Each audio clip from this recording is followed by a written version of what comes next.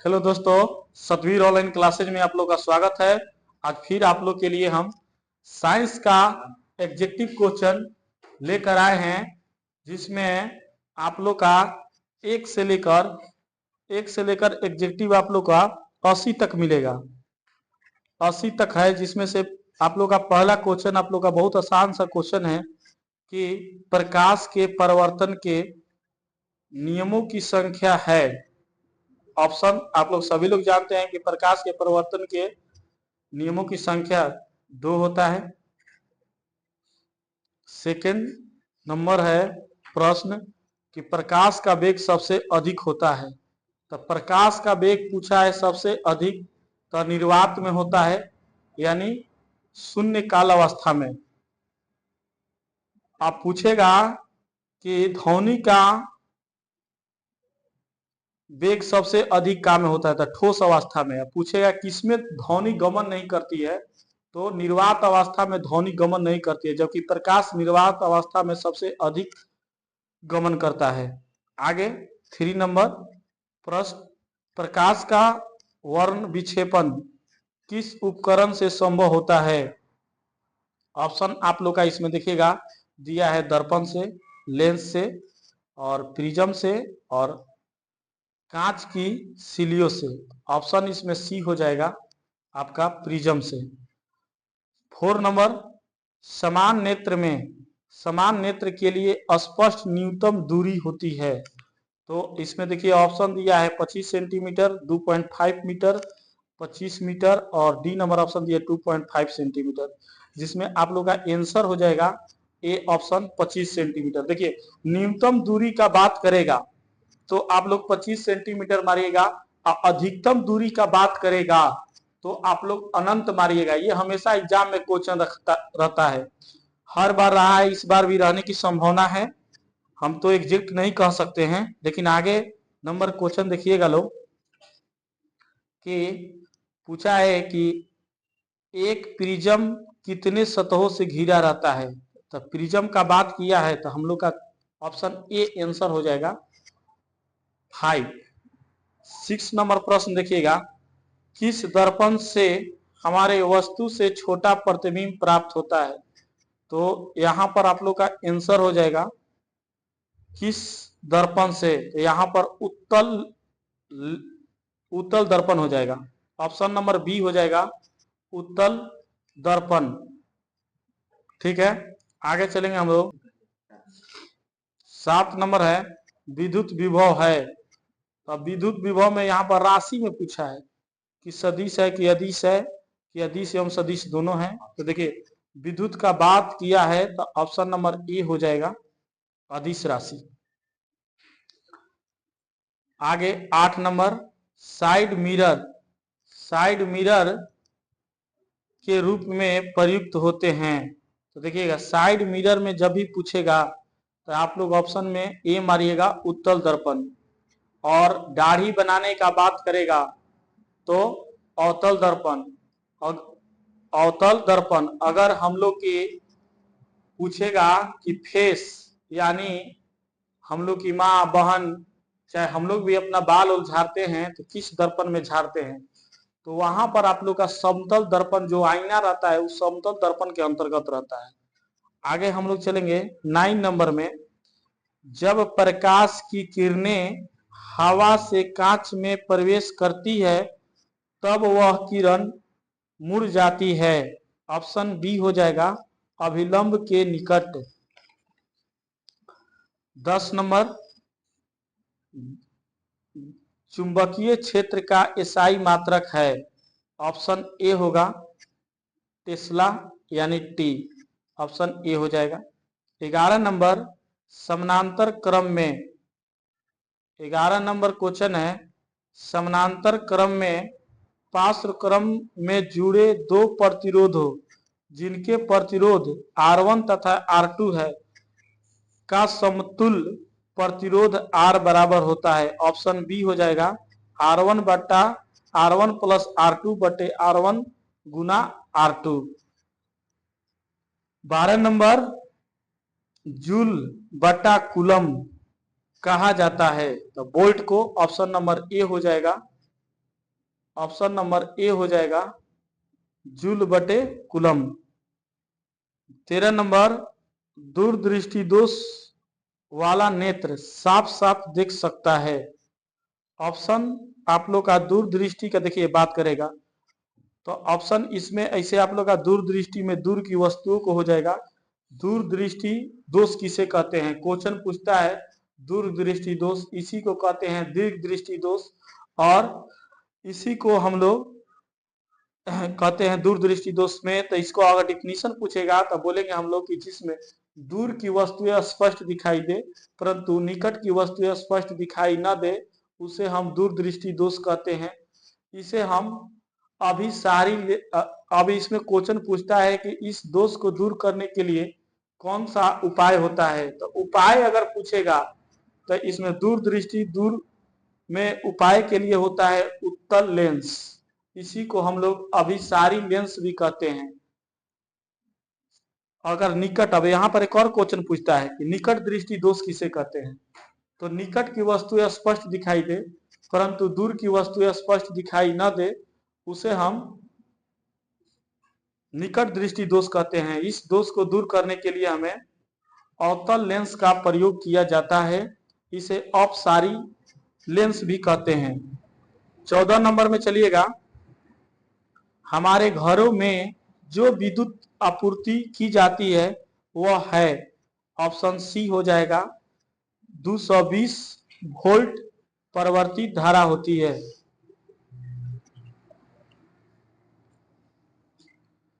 15 number प्रश्न है, लघु पतन के समय विद्युत धारा का मान है, ऑप्शन सी हो जाएगा बहुत अधिक हो जाता है।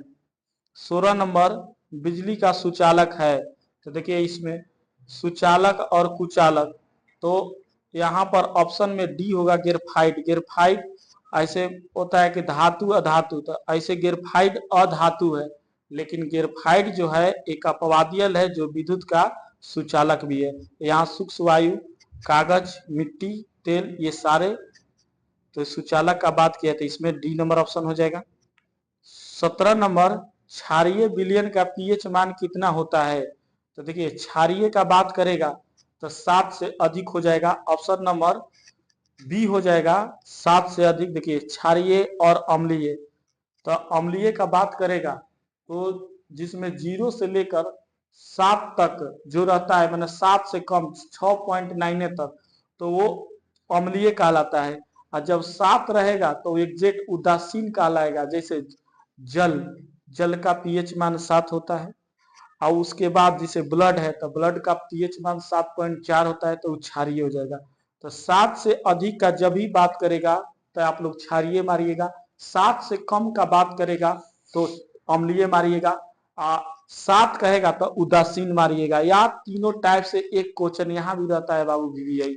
आगे हम लोग चलेंगे 18 नंबर में, निम्नांकित में कौन विजातीय यौगिक है। अब इसमें विजातीय यौगिक का बात किया है तो देखिए चूना पत्थर है, खड़िया है, संगमरमर है, प्लास्टर ऑफ पेरिस है, तो ऑप्शन नंबर डी हो जाएगा plaster of Paris. 19 number question पूछा है कि बेकिंग सोडा का रासायनिक सूत्र क्या होता है, तो देखिए बेकिंग सोडा का रासायनिक सूत्र आपका ऑप्शन नंबर ए हो जाएगा NaHCO3। यही पूछेगा आपका कि सोडियम क्लोराइड का क्या होता है, तो NaCl।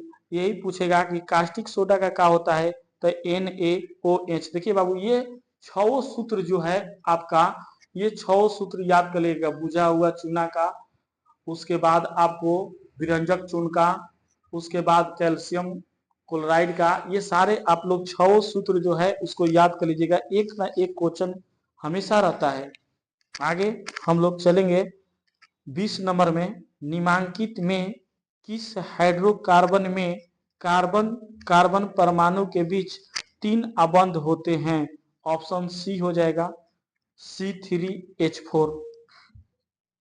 21 नंबर क्वेश्चन, CnH2n+2 किसका समान सूत्र है। मैंने यहाँ पर बोला था कि अगर प्लस का बात करेगा तो आप लोग एल्केन मारिएगा, और माइनस के बात करेगा तो एल्काइन मारिएगा, ठीक है। तो यहाँ पर प्लस में है तो प्लस में है तो ऑप्शन नंबर ए हो जाएगा एल्केन। आगे 22 नंबर चलेंगे। 22 नंबर में है कार्बनिक यौगिक में कार्बन की संयुक्ता होती है। तो कार्बन की संयुक्ता का मतलब हो गया 4, ऑप्शन नंबर सी हो जाएगा। आगे हम लोग देखेंगे 21 नंबर। अम्ल राज्य में HCl और HNO3 का अनुपात होता है। ऑप्शन ए हो जाएगा 3:1। 24 नंबर, हमारे शरीर पीएच मान किस सीमा में सही तरीके से कार्य करता है। ऑप्शन नंबर सी हो जाएगा 7.0 से 7.8 तक। ठीक है, आगे हम लोग चलेंगे 24 नंबर। इसके बाद 25 नंबर है। 25 नंबर में कौन सी अधातु कमरे के ताप पर द्रव अवस्था में रहती है। ऑप्शन नंबर ए होगा ब्रोमीन। आगे 26 नंबर के एसिटाइलहाइड का IUPAC नाम होता है। ऑप्शन नंबर बी हो जाएगा एथेनॉल।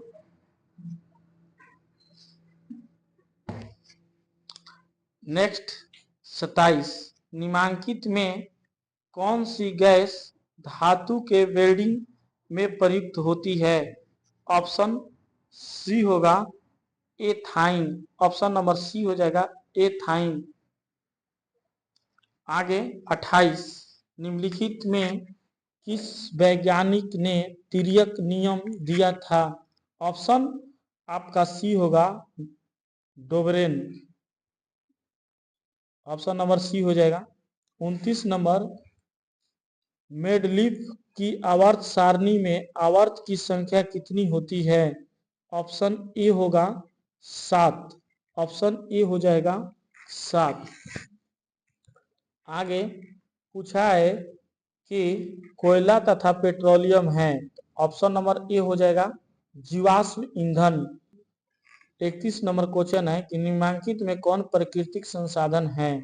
ऑप्शन डी होगा इनमें से सभी। देखिए प्राकृतिक संसाधन के अंतर्गत तो वायु भी हो जाएगा, जल भी हो जाएगा, मृदा भी हो जाएगा। देखिए प्राकृतिक का मतलब होता है कि जो खुद के बना हुआ है, उसमें किसी इंसान ने, इंसान जब बनाएगा तो उसको मानव निर्मित या मानव कृत्रिम बोला जाता है। तो यहाँ पर वायु, जल, मृदा ये खुद के है, तो इसलिए इसमें ऑप्शन नंबर डी होगा सभी हो जाएगा। देखिए यहाँ पर क्वेश्चन पूछ गया परमाणु संख्या, आप लोग को रटवाए थे कि कैल्शियम की परमाणु संख्या क्या है। तो ऑप्शन नंबर ए होगा 20। ठीक है, आगे 33 नंबर, सपोषी भोजन के लिए आवश्यक है। तो सपोषी भोजन, जो सपोषी भोजन किसे कहते हैं, जो अपने आप से खुद के भोजन के लिए आश्रित रहते हैं, किसी दूसरे पदार्थ पर आश्रित नहीं रहते हैं, उसे हम सपोषी कहते हैं। तो यहाँ पूछा है कि स्वपोषण के लिए क्या आवश्यक है। तो स्वपोषण के लिए सभी हो जाएगा, ऑप्शन नंबर डी हो जाएगा। उसे क्लोरोफिल भी चाहिए, CO2 भी चाहिए, जल भी चाहिए और सूर्य का प्रकाश भी चाहिए। यही पूछेगा कि परपोषी किसे कहते हैं। तो जो परपोषी जो दूसरे पर आश्रित रहते हैं, जो अपने खुद के भोजन नहीं बनाते हैं। हम लोग चलेंगे 34 नंबर, निम्नलिखित में कौन एक अपघटक है। ऑप्शन नंबर बी होगा बैक्टीरिया। ऑप्शन नंबर बी हो जाएगा। 35, एक लिंगी पुष्प का उदाहरण है। ऑप्शन ए होगा पपीता। ऑप्शन ए हो जाएगा पपीता। 36, मेंडल ने अपने प्रयोग में किस पौधे का चयन किया था। ऑप्शन नंबर सी होगा मटर। 36 का सी हो जाएगा मटर। अब मेंडल ने क्वेश्चन पूछता है कि मेंडल ने अपने मटर के ही पौधों को क्यों चुना था। तो इसके चलते चुना था क्योंकि इंसान पर अगर संशोधित करता तो एक इंसान का पर शोधन करने में कम से कम 18 वर्ष लग जाता। तो इसके चलते मटर के पौधे में 3 से 4 महीने में ये प्रोडक्शन दे देता है। इसके चलते मेंडलीफ ने मटर के पौधे पर ही रिसर्च किया था। आगे हम लोग चलेंगे 37 नंबर। 37 में जीव किस प्रक्रम द्वारा अपनी संख्या में वृद्धि करते हैं। ऑप्शन बी होगा जनन। 38, नर युग्म और मादा युग्म के संकलन को कहते हैं। ऑप्शन डी हो जाएगा निषेचन। इसको निषेचन बोला जाता है। आगे 39 नंबर, स्त्री केसर का आधारी भाग कहलाता है। ऑप्शन डी हो जाएगा अंडाशय। 40, कौन सा रक्त समूह सभी रक्त को ले सकता है? तो ऑप्शन नंबर ए बी है, जो सभी को ले सकता है। ऑप्शन नंबर ए हो जाएगा। और सर्वदाता के अंतर्गत सर्वग्राही के अंतर्गत आता है। सर्वदाता के अंतर्गत ओ ग्रुप आता है। वो सबको दे सकता है लेकिन किसी को ले नहीं सकता है। सबको ले सकता है लेकिन किसी को दे नहीं सकता है। आगे हम लोग चलेंगे 41 नंबर में। मेंडल का प्रथम नियम क्या है? ऑप्शन बी होगा। ऑप्शन बी हो जाएगा। आगे चलेंगे हम लोग 42 में। निम्नांकित में से कौन सा पुनः रुद्ध भवन का उदाहरण है? ऑप्शन नंबर बी होगा हाइड्रा। 43, गर्भपात की सुरक्षित अवधि कितनी होती है? ऑप्शन बी होगा 6 महीने के भीतर। 44, भागते या दौड़ते समय कौन सा हार्मोन सक्रिय होता है? ऑप्शन सी होगा इंसुलिन। ऑप्शन सी हो जाएगा इंसुलिन।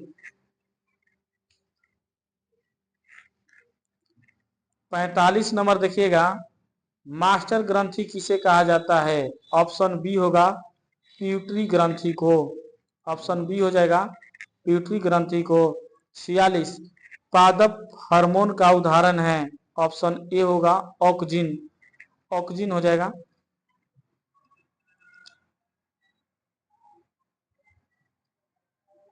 47, निम्न में से कौन सा एंजाइम लार में पाया जाता है? ऑप्शन बी होगा टाइलिन।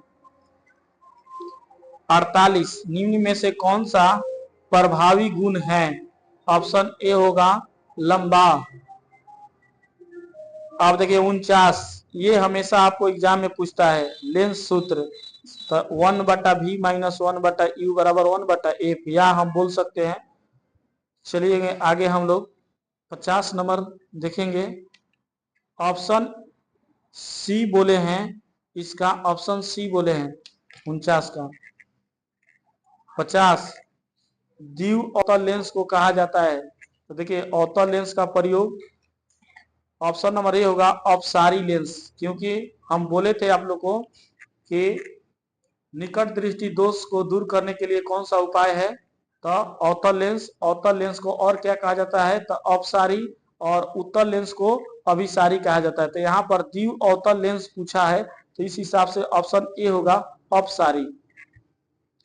51, उत्तल लेंस की क्षमता होती है? ऑप्शन ए होगा धनात्मक। ऑप्शन ए हो जाएगा धनात्मक। 52, प्रकाश के परिवर्तन के कितने नियम है? देखिए दोबारा क्वेश्चन मिल गया हम लोग का। ऑप्शन सी हो जाएगा इसमें 2। 53 नंबर में, कौन रंग खतरे के सिग्नल का उपयोग होता है? ऑप्शन सी होगा लाल। देखिएगा इस पर एक और क्वेश्चन पूछता है कि किस रंग का तरंग दैर्घ्य सबसे अधिक होता है? तो लाल का। और ये सिग्नल पर ये पूछ, यहाँ पर 53 का भी सी हो जाएगा लाल है। आगे हम लोग चलेंगे 54 नंबर क्वेश्चन है, विद्युत मोटर परिवर्तित करता है? ऑप्शन बी हो जाएगा विद्युत ऊर्जा को यांत्रिक ऊर्जा में, विद्युत ऊर्जा को। और 55 नंबर, विद्युतमय तार समानांतर होता है? ऑप्शन बी होगा लाल रंग। 56 नंबर, किसी चालक का प्रतिरोध निर्भर करता है? ऑप्शन ए हो जाएगा चालक के लंबाई। यहाँ पर सभी हो जाएगा, चालक के लंबाई पर भी होगा, चालक के प्रकृति पर भी होगा, चालक के अनुप्रस्थ काट के क्षेत्रफल पर भी। ऑप्शन नंबर डी हो जाएगा। 57, एक कूलम्ब आवेश में इलेक्ट्रॉनों की संख्या है? ऑप्शन ए हो जाएगा। ऑप्शन ए हो जाएगा। आगे हम लोग चलेंगे 58 में, कौन नाभिकीय विखंडन को नियंत्रित करने में प्रयुक्त होता है? ऑप्शन सी होगा कैडमियम का छड़। 59 नंबर, किस देश को पौनों का देश कहा जाता है? ऑप्शन बी होगा डेनमार्क। 60 नंबर अपघटन अभिक्रिया का उदाहरण है, ऑप्शन नंबर ए हो जाएगा। 61 में आइएगा, क्लोरो क्लोरो क्लोरोफॉर्म का अनुसूत्र होता है, ऑप्शन सी होगा CHCl3। 62 नंबर निम्नलिखित में कौन लवण है, तो ऑप्शन ए हो जाएगा NaCl। 63 लोहे की परमाणु संख्या होता है, ऑप्शन नंबर ए हो जाएगा 26। 64 किस धातु को चाकू से सरलता से काटा जा सकता है, ऑप्शन नंबर ए होगा सोडियम। 65 हेमाटाइट निम्नलिखित में से किस धातु का अयस्क है, ऑप्शन नंबर बी होगा Fe का।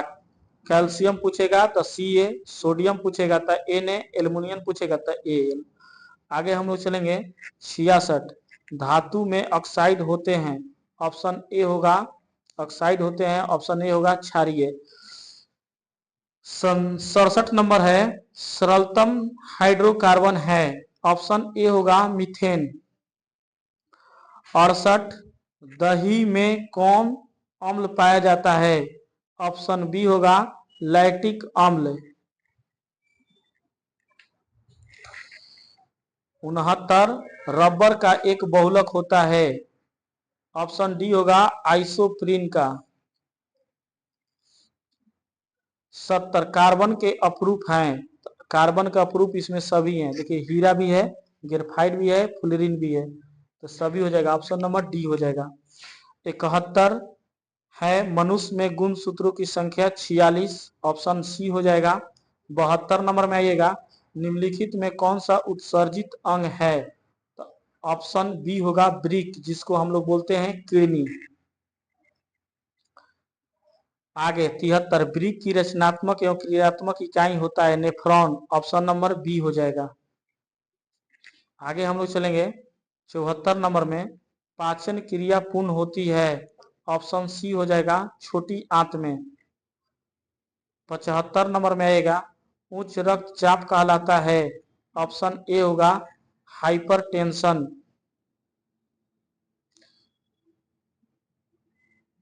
76 एंड्रोजेन है, ऑप्शन ए होगा नर हार्मोन। 77 सबसे छोटी अंतस्रावित ग्रंथि होती है, ऑप्शन आप लोग का छोटी आंत ग्रंथि, ऑप्शन बी हो जाएगा प्यूटरी। 78 नंबर पुरुष का मैथुन अंग होता है सीसन, ऑप्शन डी होगा। और 79 मनुष्य की वैज्ञानिक नाम होता है, ऑप्शन बी होगा होमोसेपियंस, होमोसेपियंस हो जाएगा। और 80 नंबर इस एग्जेक्टिव का लास्ट है बीज पत्र का कार्य होता है, ऑप्शन हो जाएगा सी मारिएगा प्रजनन। से 80 तक का एग्जेक्टिव समाप्त हुआ। और इसी तरह का वीडियो देखने के लिए हमारे चैनल को सब्सक्राइब कीजिए, शेयर कीजिए, लाइक कीजिए, कमेंट कीजिए। धन्यवाद।